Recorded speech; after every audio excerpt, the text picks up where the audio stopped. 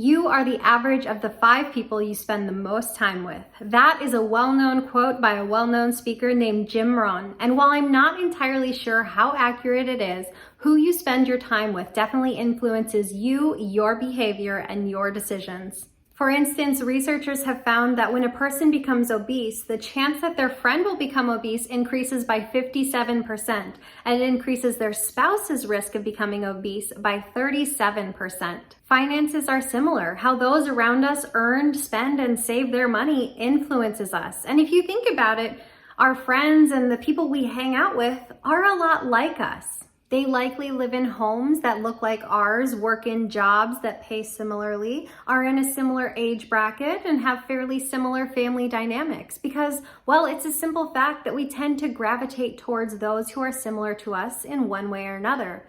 But more than just having some overlapping commonalities, our friends influence us. If your friends go on lavish vacations, you probably do too. Perhaps you may even go together. Or if your friend decides to send their kid to an expensive private school or an exclusive camp, there's a good chance you'll consider sending your kid there as well. After all, you both want your kids to have the best of all opportunities, right? Same with going out. If you have friends who like to dine out and go to shows, chances are you do too.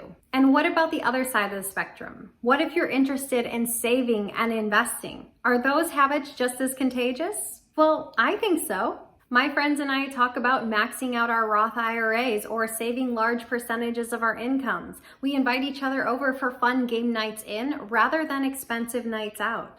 It's no surprise that I surround myself with people who have similar financial aspirations as I do. My goals are important to me, and I know the people around me will influence my decisions in life. If your friend goes out and buys the latest and greatest gadget, you might feel the need to do the same just to fit in. But if your friend turns to you and says, hey, I just upped my savings rate to 30% of my income, perhaps you'll feel the need to go and up your savings rate as well. Hey, a little healthy competition is good if used in a positive way. And then there's social media. Think Facebook, Instagram, YouTube, TikTok. I'm in my mid-30s. I cannot keep up if there is any more than that. But social media is having a bigger and bigger presence in all of our lives. For those aged 18 to 29, 90% use social media, and the time spent on social media platforms averages 3 hours per day. In the 30 to 49 age bracket, 82% use social media. Average time spent on it is 2 hours and 4 minutes. Ages 50 to 64, 69% use social media, average time being 1 hour and 13 minutes. And for those over the age of 65, only 40% use social media. My first thought when I see those numbers is, wow, we are all really wasting a lot of time, because I spend my share of time on a lot of these social media platforms as well. But as you can tell, the vast majority of people in these age groups are spending time on social media, and they are spending a lot of time there. If you think about it, who else are we spending 1 to 3 hours with every single day? Maybe family, maybe coworkers, but you're probably not even seeing your friends every single day. But you are seeing these social media influencers every day. And if you're watching the same people, the more you watch them, the more you feel like you know them, and they can kind of become pseudo friends. You probably know where they live, like what kind of country, state, or region they live in. They probably post videos or pictures of their house and their clothes and their family, their vacation, their cars. So you feel like you know them. So it's right that you feel like you have some sort of relationship with them.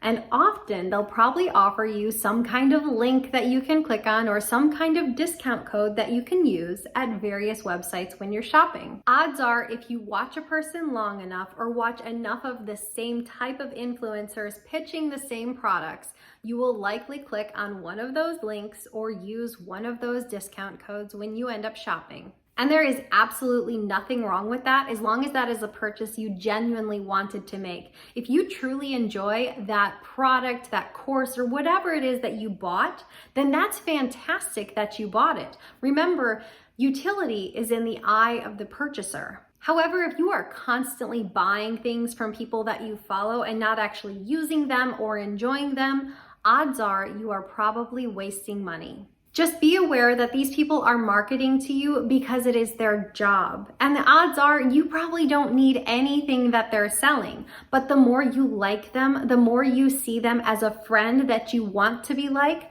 the more likely you are to buy from them. I know I'm guilty of this. Back when the athletic brand Gymshark was exploding all over the internet, I bought a handful of outfits because everyone I was following on social media influencers, was wearing these outfits. Did I need new athletic wear? No. Did I want a super cute outfit? Yes. So I bought it. Did it do anything to impact my life in a positive way? No.